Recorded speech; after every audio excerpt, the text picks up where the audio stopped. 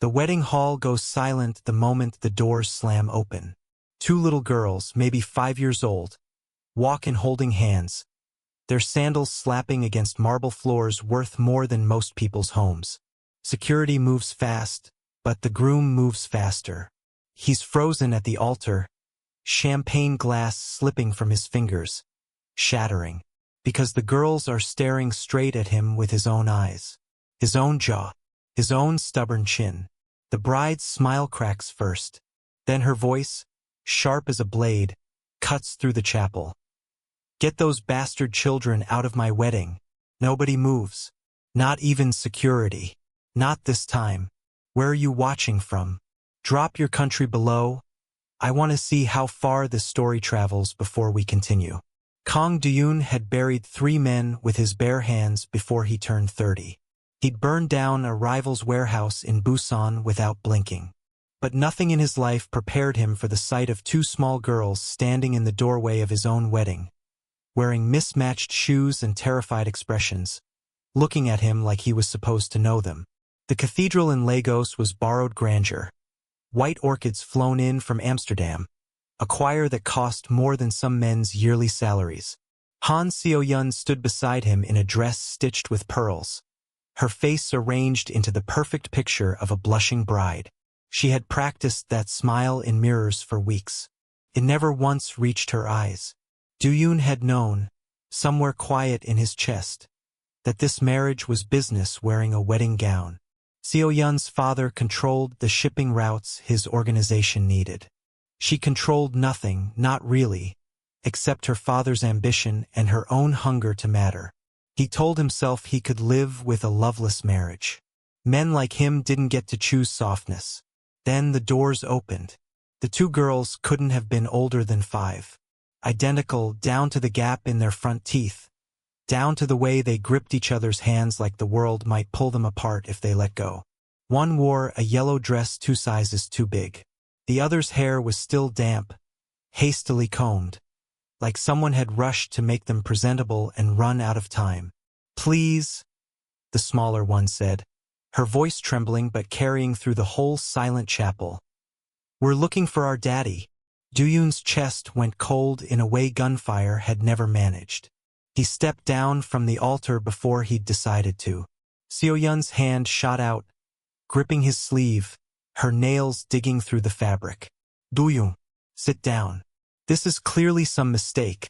Some woman trying to extort you on our wedding day of all days. Let go of my arm. His voice wasn't loud. It didn't need to be. Seo-yun released him like his skin had turned to fire. He crouched in front of the girls, close enough now to see it clearly, the shape of his own eyes staring back at him from 2 small faces. His mother's eyes actually passed down through him. He hadn't seen that particular shade of brown anywhere else in the world except in old photographs of her. What are your names?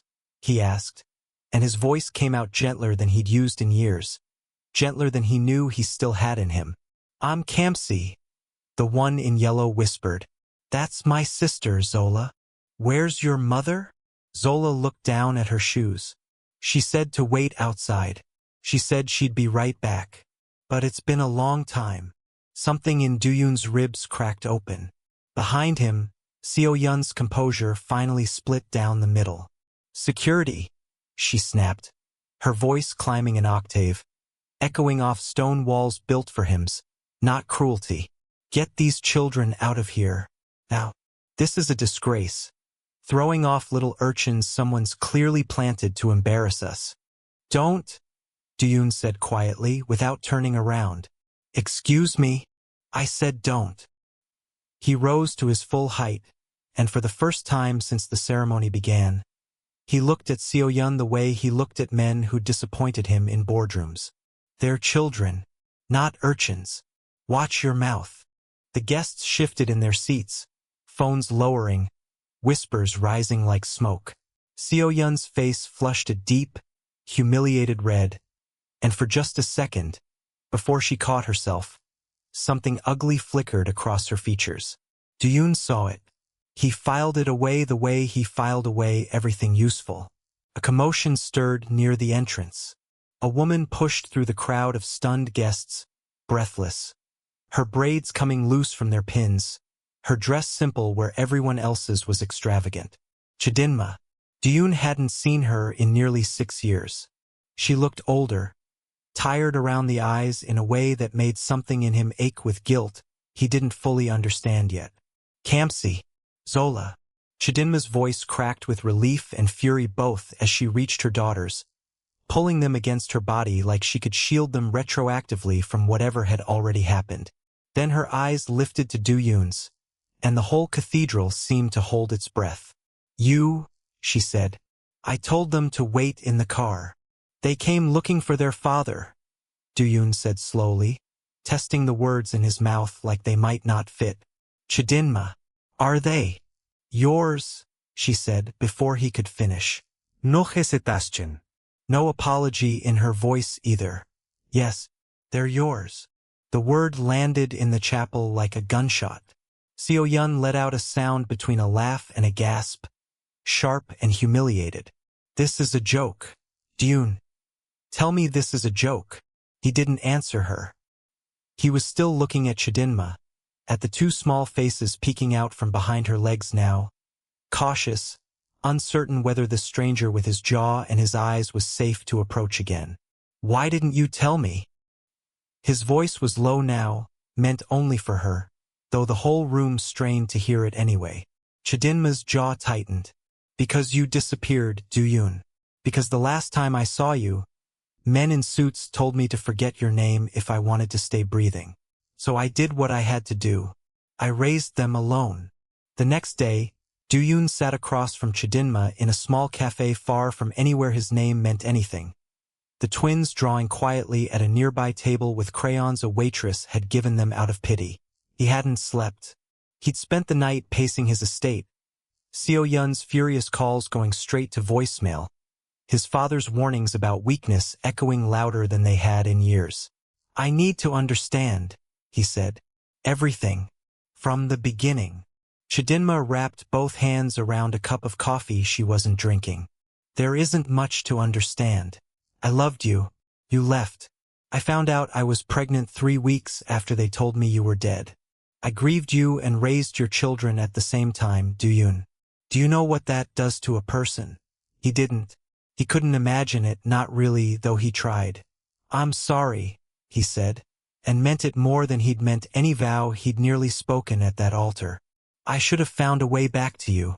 I should have looked harder. You should have, she agreed, quiet. No cruelty in it, just exhausted truth.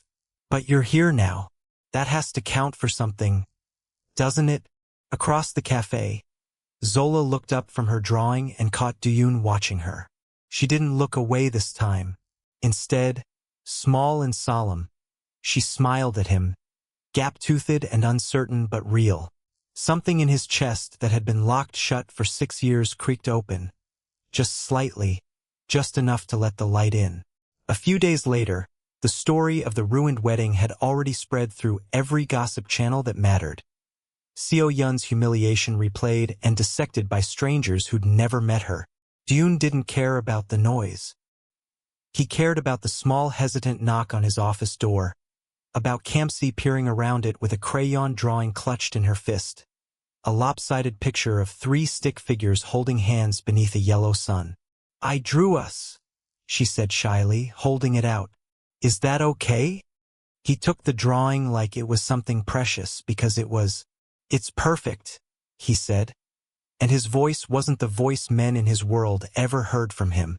Come here, both of you. Let's talk. But somewhere across the city, in a penthouse still littered with wedding flowers no one had bothered to remove, So-yun sat alone in her ruined gown, humiliation curdling slowly into something colder, something patient, something that had nothing to do with heartbreak at all. She hadn't wanted Duyun's love. She'd never needed it. She'd wanted his empire, and she wasn't finished yet. 2 weeks passed, and Duyun's estate had slowly filled with small, chaotic evidence of 2 little girls learning to trust him. Crayons on the kitchen counter. Tiny sneakers by the door, always left in a jumbled pile no matter how many times he lined them up neatly. A stuffed rabbit with one ear chewed thin that Kamsi refused to sleep without. He'd moved Chidinma and the twins into the East Wing without asking permission from anyone. Not his father, not his board, not the men who whispered that a mafia boss with soft edges was a mafia boss waiting to be replaced. He didn't care. For the first time in years, coming home meant something other than silence. "You're smiling again," Chidinma said one evening, catching him watching the girls from the kitchen doorway as they argued fiercely over whose turn it was to hold the remote. "Am I? You used to smile like that. Before." She didn't finish the sentence. She didn't need to. Duyun leaned against the doorframe, arms crossed, something warm and unfamiliar sitting in his chest. "Before I disappeared, you mean? Before everything got complicated." Chidinma's voice softened, careful, like she was picking her way across thin ice.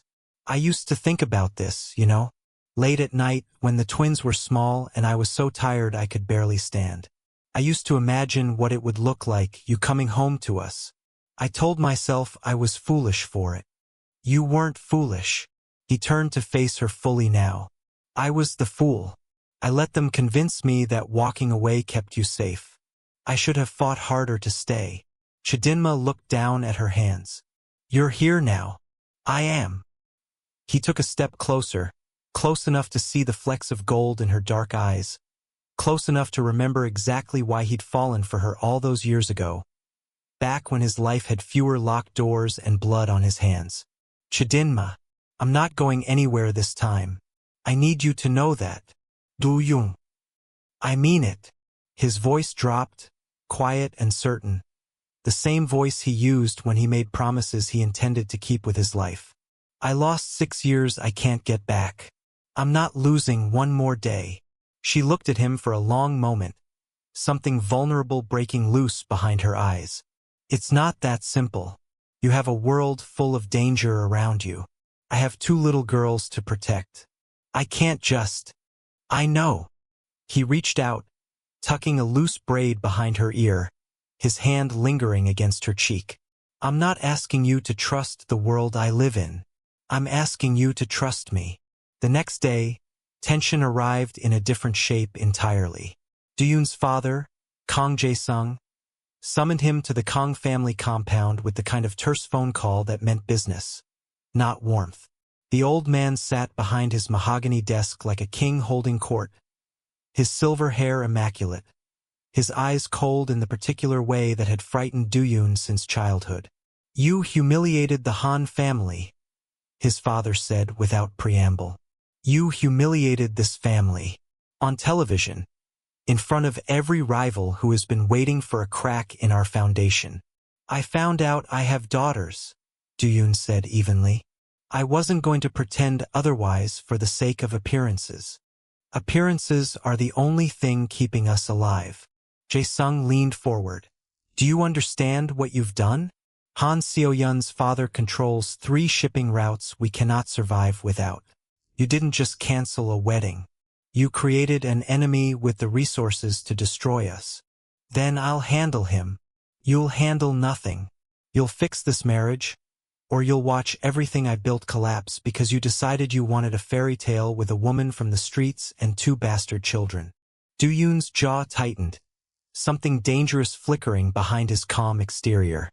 "Careful, father. Choose your next words carefully." Jae-sung studied him for a long moment, something almost like respect flickering beneath the anger. "You've never spoken to me like this. I've never had something worth speaking up for before. If you were raising kids alone the way Chidinma did, tell me in the comments. I want to hear your story too."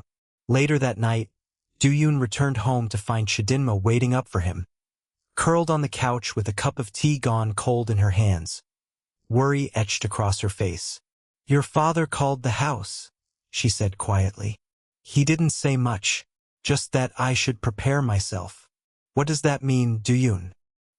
He sat down beside her, tired in a way that had nothing to do with sleep. "It means he's not happy. It means the Han family sees this as an insult, and insults in my world don't stay quiet for long." "Are we in danger?" He wanted to lie to her, To promise the world was softer than he knew it to be. He didn't. I won't let anything happen to you. Or to them. He reached for her hand, threading his fingers through hers slowly, giving her every chance to pull away. She didn't. I know I don't have the right to ask you for patience. Not after everything. But give me time to fix this the right way. I'm not scared for myself, Chidinma admitted, her voice barely above a whisper. I'm scared for Kamsi and Zola. They just found you. I don't want them to lose you too. They won't. He lifted her hand, pressing a slow kiss to her knuckles. An old habit resurrected from a life they used to share. I promise you that.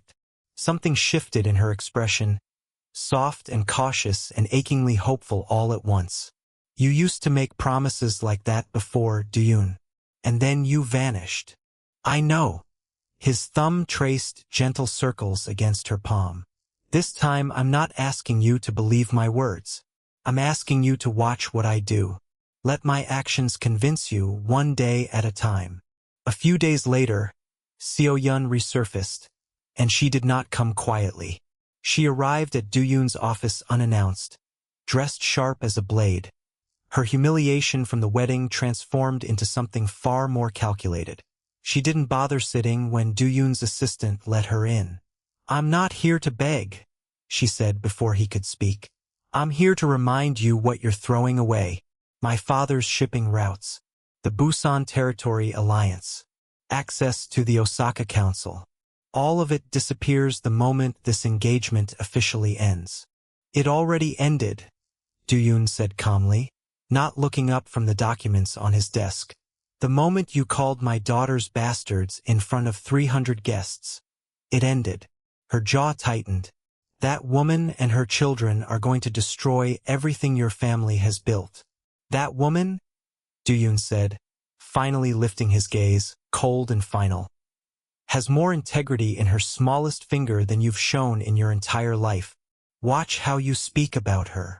Seo-yun's composure cracked, just slightly, fury bleeding through the polished exterior. You'll regret this, Duyun.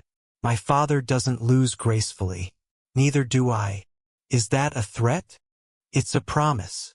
She turned sharply toward the door, then paused, glancing back at him with something unreadable in her expression. For what it's worth, I never wanted love from you. I just wanted what marrying you would have given me. But watching you fight for that woman and those little girls the way you never once fought for me.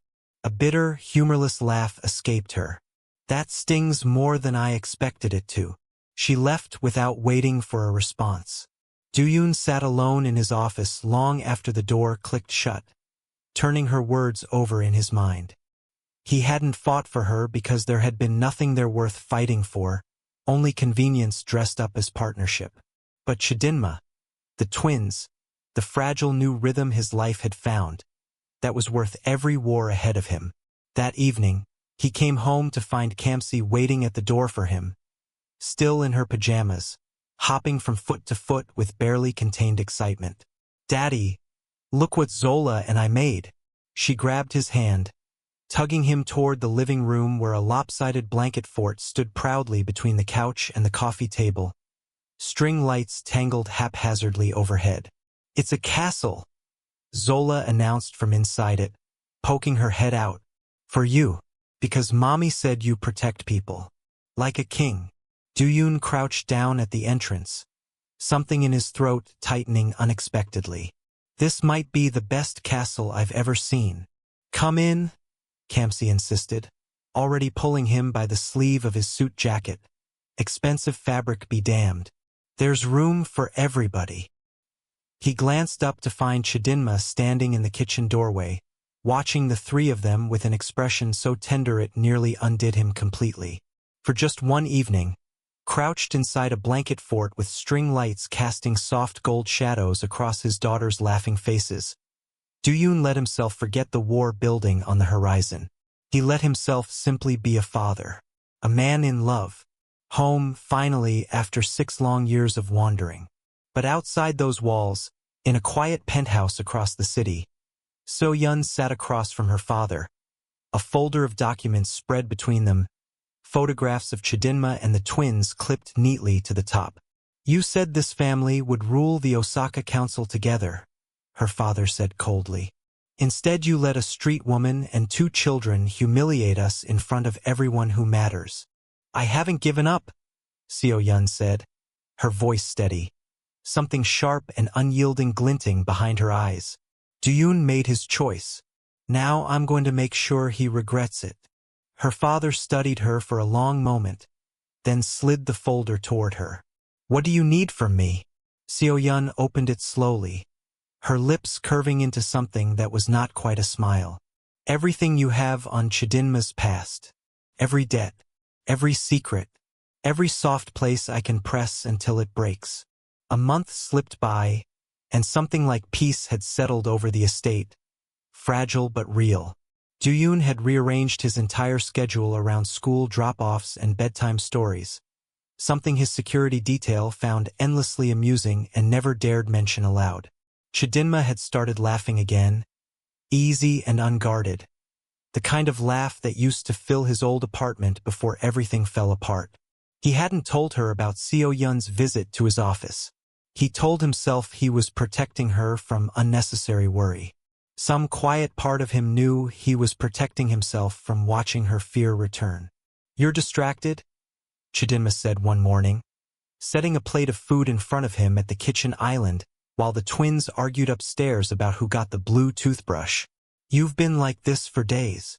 "Business," he said, which wasn't a lie, just an incomplete truth. She studied him with the particular patience of someone who'd learned his tells years ago and never quite forgot them. "You used to tell me everything, even the ugly parts. I'm trying to protect you. I don't need protecting from information, Do-yoon. I need protecting from being blindsided." Her voice stayed gentle, but firm underneath, the voice of a woman who'd raised 2 children alone and refused to be handled like something fragile. "Whatever it is, tell me. Let me decide what I can carry." He set his fork down slowly, weighing the words. "Seo-yun came to see me. She wasn't happy about how things ended. Her father isn't either." "How unhappy are we talking?" "Unhappy enough that I've doubled security around the estate. I didn't want to frighten you before I understood the full shape of the threat." Chidinma's hands stilled against the counter. "Do-yoon, I raised 2 children in neighborhoods where gunshots were just Tuesday night noise. I've survived worse than a jealous ex-fiancé. Stop trying to shield me from reality. Just let me stand beside you in it." Something in his chest loosened at that, at the fierce steadiness in her voice. He reached across the counter, covering her hand with his. "You're right. I'm sorry. I forget sometimes that you're not someone who needs saving."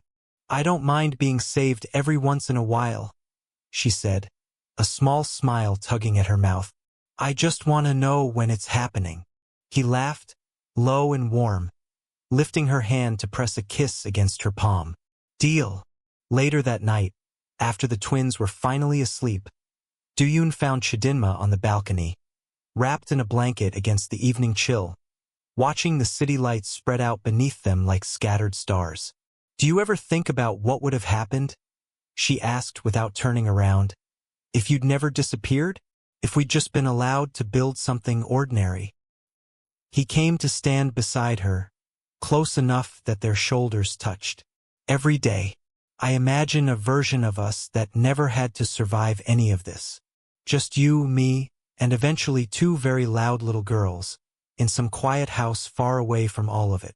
Do you regret this life? The one you actually have?" "I regret the years I lost," he said honestly. "But not the man standing here now. Not if it means this. Not if it means them." He turned to face her fully, tilting her chin up gently. "Chidinma, I know I don't deserve a second chance. I walked away when you needed me most. But I'm asking anyway, because I can't imagine building a future that doesn't have you in the center of it." Her breath caught, something vulnerable and hopeful trembling behind her eyes.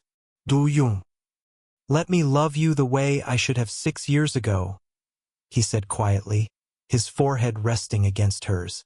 Let me be the man you deserved from the beginning. She didn't answer with words.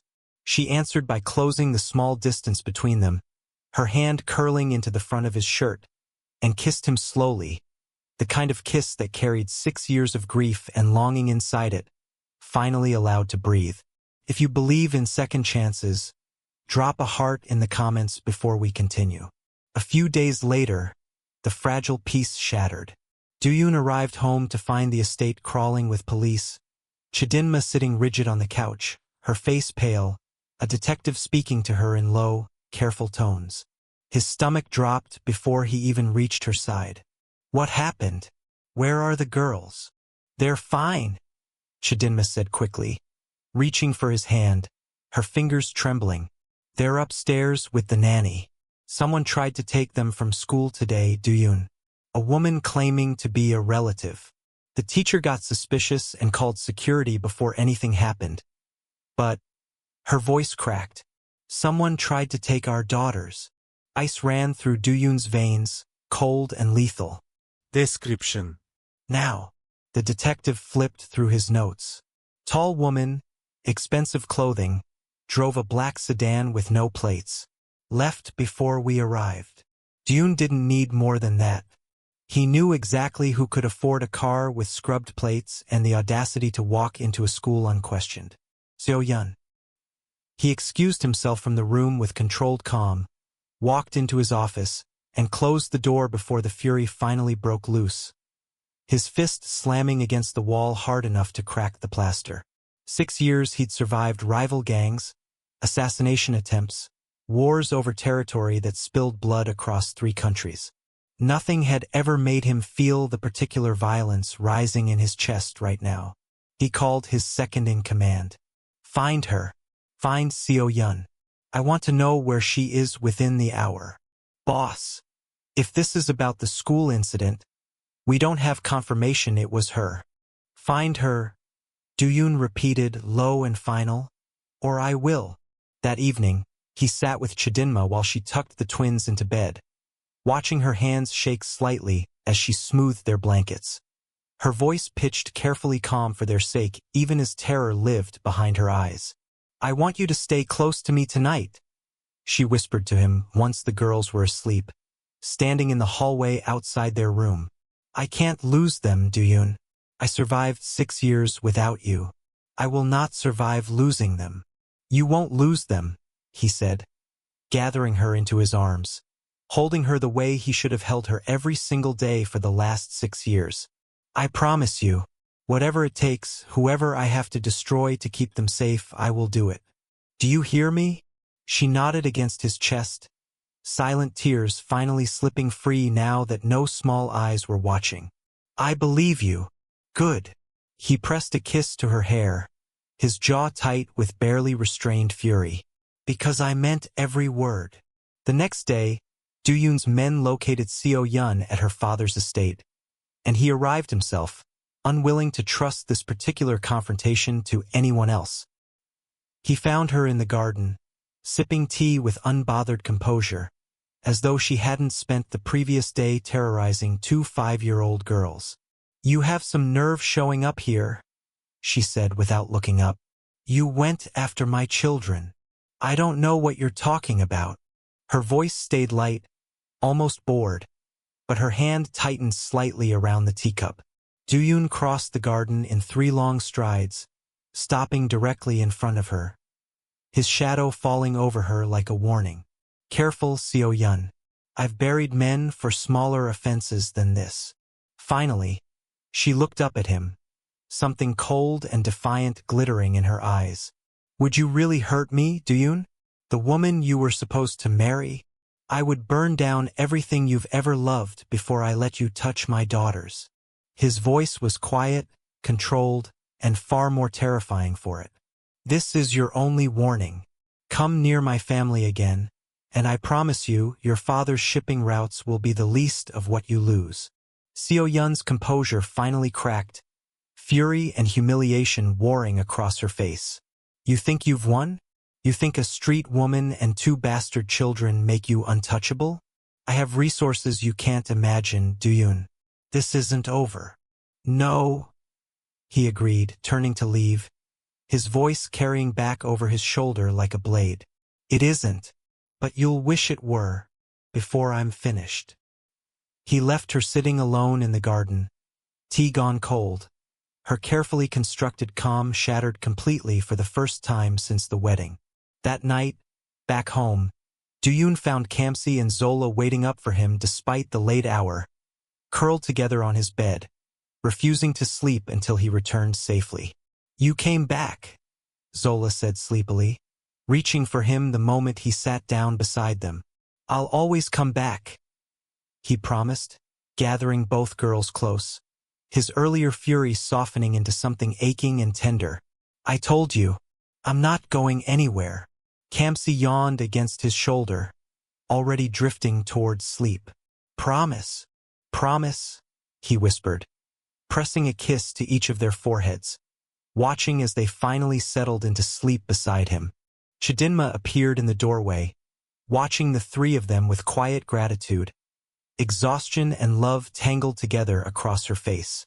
Duyun met her eyes over the girls' sleeping heads, and in that silent exchange, something unspoken passed between them, a vow neither of them needed words for. Whatever war was coming, they would face it together. A week passed in tense, watchful quiet. Duyun tripled security around the estate, around the twin school, around every inch of Chidinma's daily routine, and for a while nothing happened. No black sedans, no strange calls. So-yun seemed to have retreated, and against his better judgment, Duyun let himself believe the danger had passed. Chidinma noticed the shift in him first, the tension slowly draining from his shoulders, the way he laughed easier again during their evenings on the balcony. You're relaxing, she said one night, curled against his side, her head resting on his chest. That's dangerous for a man like you. I'm allowed to breathe once in a while, he murmured, pressing a kiss to her hair. Especially with you. She traced idle patterns against his shirt, quiet for a moment. Duyun, can I ask you something? Anything. When all of this settles, the danger, your father, the business with the Han family, do you think there's room for something simple? A wedding, maybe. A real one this time. Her voice went soft, almost shy, unusual for a woman who'd survived so much alone. Not for territory, not for alliances, just for us. Duyun went still beneath her, something warm flooding through his chest. He tilted her chin up, searching her eyes. Chidinma Adiz, I have been trying to figure out how to ask you that exact question for 2 weeks. Her breath caught. Really? Really? He reached into his jacket pocket, pulling out a small velvet box he'd been carrying around far longer than he'd admit, waiting for the right moment. I wanted to wait until things were safer, until I could give you a proposal without chaos hanging over it. But I don't think I want to wait anymore. Tears gathered in her eyes as he opened the box, a simple, elegant ring catching the low balcony light. Duyun. Marry me, he said quietly. Not because of shipping routes or family alliances. Because I love you. Because I loved you 6 years ago and never stopped, even when I thought I'd lost the right to say it.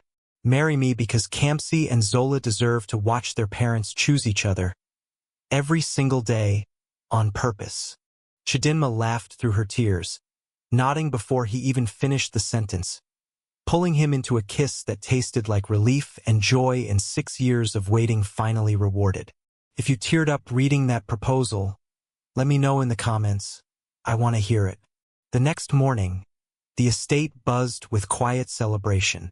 Kamsi and Zola had discovered the ring on their mother's finger and screamed with delight loud enough to wake the entire floor, immediately demanding to be flower girls, immediately drawing wedding pictures with crayons that Duyun promised to frame. For the first time since the disastrous wedding that started everything, joy in that house felt uncomplicated. Earned. Safe. It didn't last. That afternoon, Duyun received a call from the twin school, the headmistress's voice tight with barely controlled panic. He was already moving toward the door before she finished her sentence. Chidinma close behind him, her face draining of color. They arrived to find the classroom empty except for a single overturned chair and Kamsi's chewed-up stuffed rabbit lying abandoned on the floor. Both girls were gone. Chidinma's scream tore through the hallway, raw and broken, security guards rushing past them, teachers weeping against the walls, chaos swallowing the school whole. Duyun stood frozen for one terrible second, the world narrowing down to that single stuffed rabbit on the tile floor, before something cold and lethal took over completely. "Every camera," he said, his voice deadly quiet, terrifying in its control. "Every exit. Every car that left this parking lot in the last hour. I want it all now." His second-in-command was already moving, phone pressed to his ear, barking orders down the line. Chidinma sank to her knees beside the fallen chair, clutching the rabbit to her chest, sobbing so hard her whole body shook. Duyun crouched beside her, pulling her against him, his own hands trembling despite the icy calm in his voice. "I will find them," he said, the promise sharpening into something like a blade. "Do you hear me? I will burn every corner of this city down before I let anyone keep our daughters from us." 20 minutes later, security footage confirmed what some dark part of him had already known. A black sedan. No Platz. A woman in a long coat, face obscured, walking calmly out the side entrance with two small girls held tightly by the hand. Duyun watched the grainy footage in silence, his jaw clenched so tight it ached, fury building beneath his skin like something ready to detonate. "Seo Yun," he said, the name coming out low and venomous. But then his second-in-command paused the footage, zooming in on a single frame just as the woman glanced briefly toward the camera. The face wasn't Seo Yun's at all. It was someone Duyun hadn't seen in over a decade. Someone he'd believed was dead. Someone whose betrayal years ago had started the entire chain of events that tore him away from Chidinma in the first place. His blood ran cold. "That's not possible," he whispered. Chidinma looked up from where she still knelt on the floor, tear tracks streaking her face, confusion cutting through her grief. "Duyun, who is that? Do you know her?" He stared at the frozen image on the screen, at a face from a past he thought he'd buried. And for the first time since he'd buried 3 men with his bare hands, Kang Duyun felt something close to fear. "I need to make a phone call," he said quietly, already turning away, his mind racing through possibilities too dangerous to say out loud. "Chidinma, I need you to trust me right now, more than you've ever trusted me before. Where are our daughters, Duyun?" Her voice broke on the question, desperate and raw. "Who took them?" He didn't answer right away, because the answer meant reopening a door he'd sealed shut for 10 years. A door guarding secrets even Chidinma didn't know existed. Secrets about why he'd really disappeared, about the enemy he thought he'd left buried in his past. "I'll explain everything," he finally said, gripping her hands, his voice steady despite the storm raging behind his eyes. "But right now we need to move, because if I'm right about who has our daughters, we're not just fighting for the twins anymore." He looked back at the frozen image on the screen one last time. "We're fighting for our lives. If you want to know who really took the twins, and what secret Duyun has been hiding for 10 years, comment part 2 below, and I'll bring you the next chapter."